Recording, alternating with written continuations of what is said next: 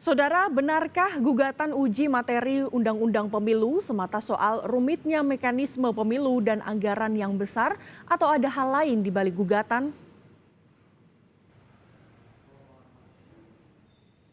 Wacana perubahan sistem pemilu proporsional terbuka menjadi tertutup menuai polemik. Perdebatan berawal dari permohonan gugatan uji materi sejumlah pasal dalam Undang-Undang Nomor 7 Tahun 2017 tentang pemilu ke Mahkamah Konstitusi. Sejumlah alasan terkait gugatan sistem pemilu diantaranya sistem proporsional terbuka yang diterapkan sejak pemilu legislatif 2004 dinilai rumit dan menghabiskan anggaran yang besar. MK menjadwalkan sidang gugatan uji materi sistem pemilu digelar 17 Januari mendatang.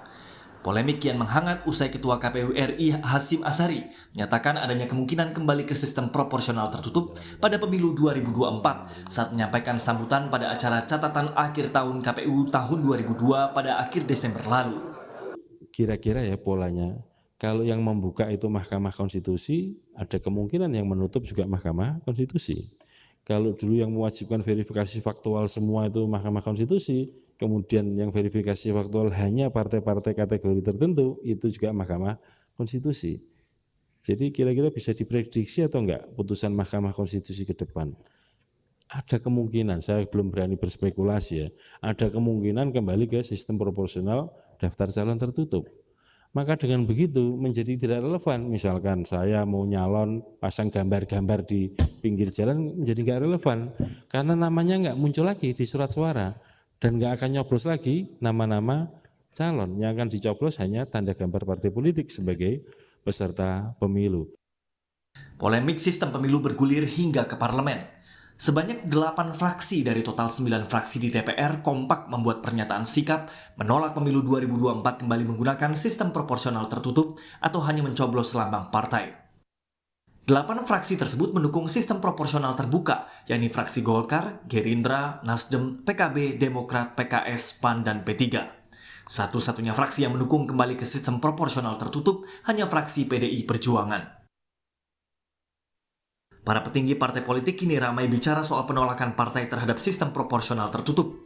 Kepala Badan Komunikasi Strategis DPP Partai Demokrat Herzaki Mahendra Putra menyatakan Partai Demokrat menolak keras sistem proporsional tertutup yang dianggap memundurkan demokrasi dan melanggengkan politik kekuasaan. Demokrat menolak keras upaya untuk mengembalikan sistem pemilu proporsional tertutup dari sistem proporsional terbuka yang saat ini digunakan. Ini sama saja memundurkan kualitas demokrasi, mengembalikan politik sentralisasi kekuasaan, dan menafikan kerja keras para kader partai politik yang telah membina konstituennya selama ini. Janganlah kemudian kita membuat rakyat, para pemilih semakin berjarak kembali dari wakil rakyat yang dipilihnya dengan mengganti sistem pemilihan kembali ke sistem proporsional tertutup. Kami juga berharap janganlah kemudian wacana yang dimunculkan ini digunakan sebagai alasan untuk bisa menunda pemilu. Senada dengan Demokrat, Ketua Fraksi PKS DPR RI Jasuli Juwaini menyatakan PKS menolak sistem proporsional tertutup karena dianggap sebagai kemunduran demokrasi. PKS tetap memperjuangkan bagaimana sistem pemilu itu dengan cara proporsional terbuka dan menolak dengan sistem pemilu tertutup. Kenapa? Pertama, kita harus menjaga demokrasi ini semakin berkualitas. Demokrasi semakin berkualitas itu ketika ruang rakyat lebih leluasa untuk terlibat dalam proses demokrasi ini. Ketika dengan menggunakan sistem tertutup, bisa jadi nanti wakil-wakil rakyat itu nggak mau turun. Karena dia turun nggak turun pasti akan dicalonkan nomor 1 dan pasti jadi. Jadi jangan setback demokrasi, jangan kembalikan demokrasi. Demokrasi harus semakin maju, rakyat harus semakin dihormati dan dihargai suaranya, serta kita jaga sama-sama. Seluruh komponen bangsa berkewajiban untuk membangun kualitas demokrasi semakin baik. Sementara itu, Wakil Ketua Umum Partai Gerindra Habibur Rahman menyatakan Gerindra mengikuti dan menyesuaikan diri dengan apapun keputusan Mahkamah Konstitusi terkait sistem pemilu 2024. Partai Gerindra tentu akan mematuhi apapun putusan Mahkamah Konstitusi. Jika diputus sistem proporsional terbuka, kami akan ikut, dan jika diputus tetap berubah menjadi sistem proporsional tertutup, kami akan menyesuaikan diri.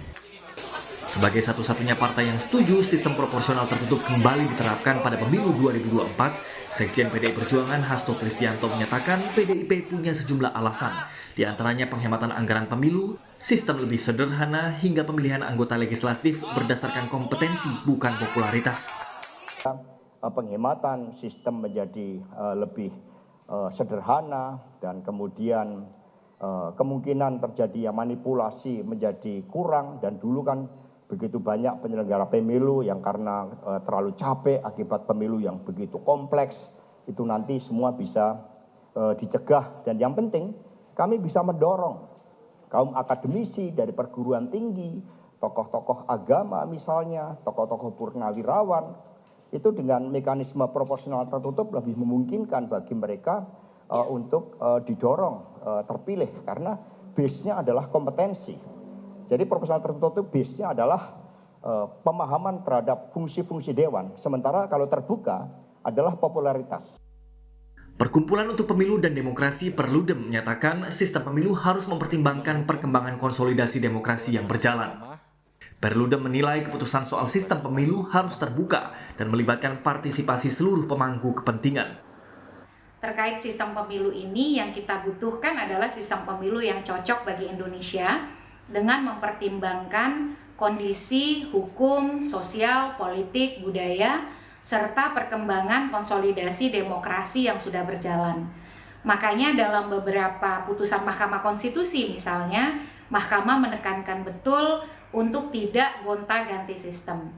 Semestinya pilihan soal sistem pemilu ini menjadi sepenuhnya kewenangan pembentuk undang-undang untuk diputuskan, yang pemutusannya melalui proses yang seharusnya terbuka, transparan, akuntabel, partisipatoris, dan mencerminkan nilai-nilai berdemokrasi, melibatkan partisipasi seluruh pemangku kepentingan secara bermakna atau meaningful participation. Jangan sampai kemudian keputusan soal sistem pemilu itu diserahkan kepada Mahkamah Konstitusi untuk terlibat masuk di dalam pengambilan keputusan politik yang bukan merupakan kewenangannya. Sistem pemilu proporsional tertutup digunakan pada pemilu 1955, pemilu pada era Orde Baru hingga pemilu 1999, di mana pemilih hanya mencoblos parpol saja tanpa nama caleg di surat suara. Sejak pemilu 2004 hingga 2019, Indonesia beralih menggunakan sistem proporsional terbuka, di mana pemilih dapat memilih langsung caleg pada surat suara. Tim Liputan Kompas TV.